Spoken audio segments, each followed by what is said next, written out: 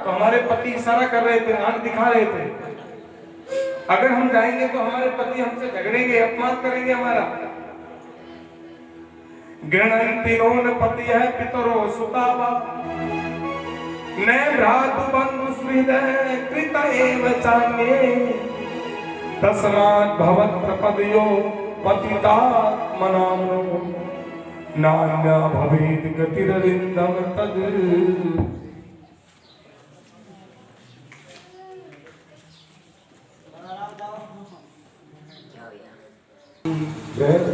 ब्राह्मण पत्नियां कहती है गृह्णन्ति नोन पतिया पितरो सुतावा न भ्रातु बंधु सुहृदय कृत एव चान्ये।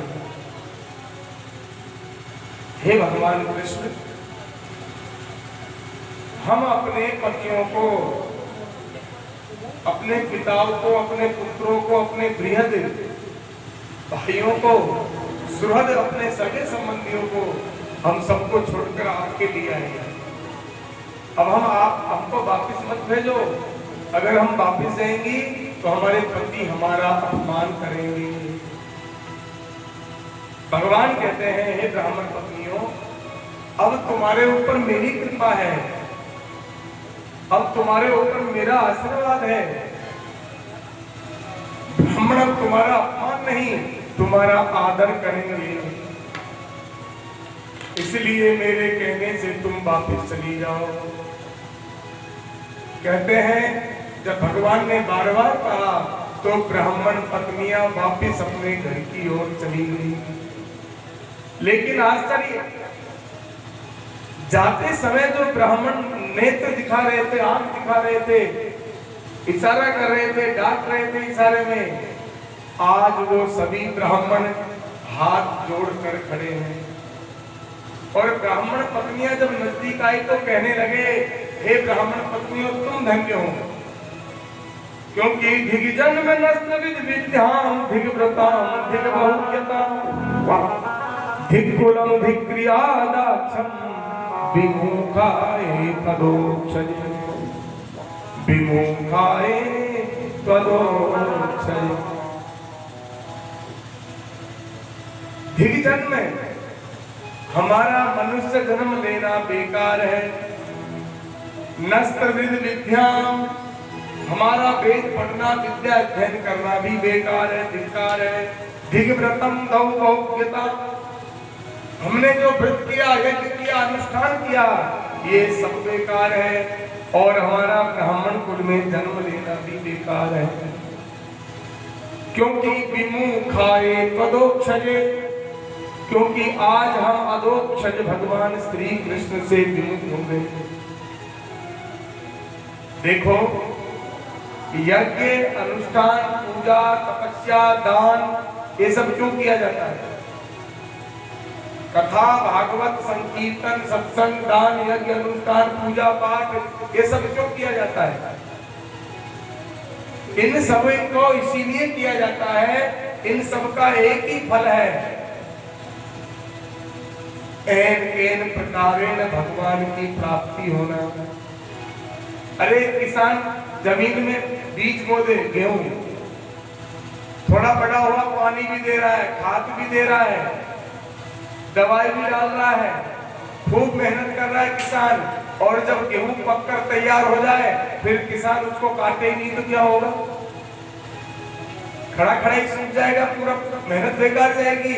उसी प्रकार तुम यज्ञ, अनुष्ठान, जब तक तपस्या सब कुछ कर रहे हो, और लेकिन जब उसका फल भगवान मिलने का समय आए तुम मुख मोड़ लो तो तुम्हारा यज्ञ, अनुष्ठान सब बेकार। आज ब्राह्मण वही कह रहे हैं कि धिक कुलम धिक क्रिया दाक्षम विमुखाय तदोक्षज, ये हमारा सब बेकार हो गया, क्योंकि आज हम अदोक्षज भगवान श्री कृष्ण से विमुख हो। तुम धन्य हो जो भगवान कृष्ण का दर्शन करके आ रही हो। प्रणाम करते हैं। ब्राह्मण पत्नियों का सम्मान कर रहे हैं। क्यों? अभी गई जब तो आप दिखा रहे थे, वापस आइए तो सम्मान इतनी सी देर में क्या बदल गया? क्योंकि अब उनके ऊपर भगवान की कृपा है। मैं बार बार कथा में कहता हूं, दुनिया के सामने हाथ मत फैलाओ, दुनिया के सामने मत गिड़गिड़ाओ, दुनिया के साथ मत लगो, भगवान के सामने हाथ पसारो। अगर भगवान ने कृपा बरसा दी तो दुनिया तो अपने आप ही कृपा करने लग जाएगी। रामायण में लिखा है ना, अरे जा पर कृपा राम की होई, जा पर कृपा राम की होई, जा पर कृपा राम की होई, जा पर कृपा राम की होई, जा पर कृपा राम की होई, जा पर कृपा राम की होई, जा पर कृपा करे सब कोई, जा पर कृपा करे सब कोई, जा पर कृपा करे सब कोई, जा पर कृपा करे सब कोई। जिसके ऊपर राम जी की कृपा हो जाती है उस पर दुनिया कृपा करती है। आज ब्राह्मण पत्नियों पर भगवान की कृपा हो गई तो भगवान भी सम्मान,